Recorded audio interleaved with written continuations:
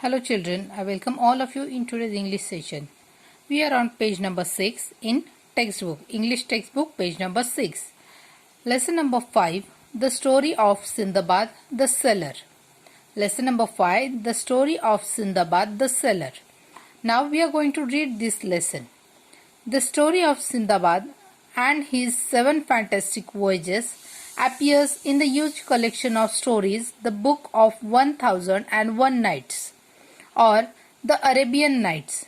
The story tells us that Sindbad was a famous sailor who lived in Baghdad. He was honest, generous and brave. He had many adventures on each of his voyages. He never lost heart and hope in dangerous situations. He overcame great dangers and returned home safely from each of his voyages. Here's the story of his first voyage. So children, let me tell you that voyage means a long journey, especially by ship. In this picture, you can see here's a ship.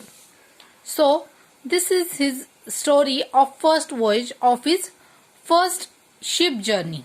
So let's read the story.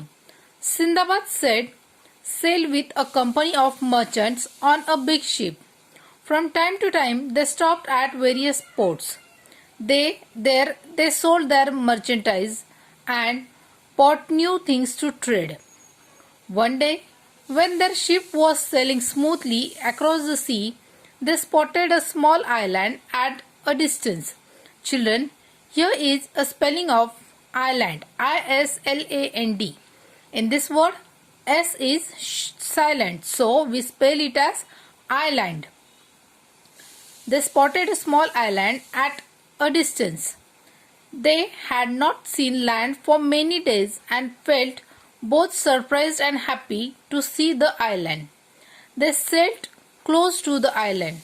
The captain of the ship allowed them to go there for a picnic. Everyone was excited.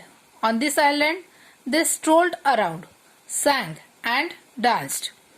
Some people began to wash clothes. Some lit fires to cook meals. Soon a breeze sprang up. The fires began to blaze. Suddenly the land began to shake and move. With a shock, the picnic party realized that the island was not an island at all. They were on the back of a huge sea monster, and it had started moving. People began to scream. They left their pots and pans, their clothes, both washed and unwashed, and rushed back to the ship. The captain ordered his men to set sail immediately in order to move away from the monster. Page number 7.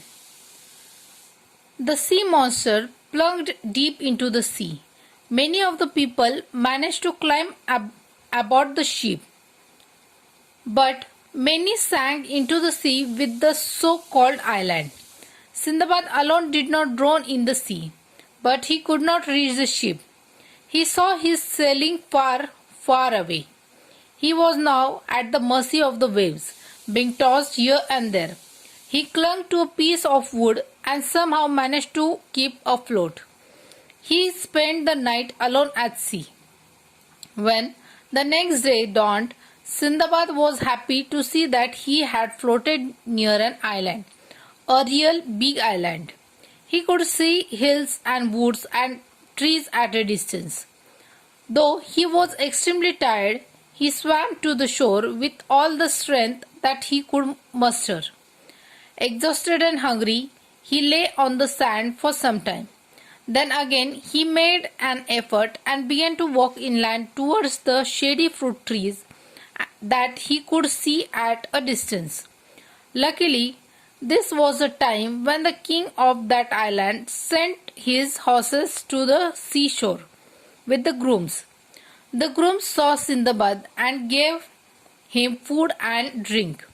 Then they took him to the king. The king was impressed by the way Sindbad told him about what had happened. He asked Sindbad to stay with him and work as an officer of the king at the port.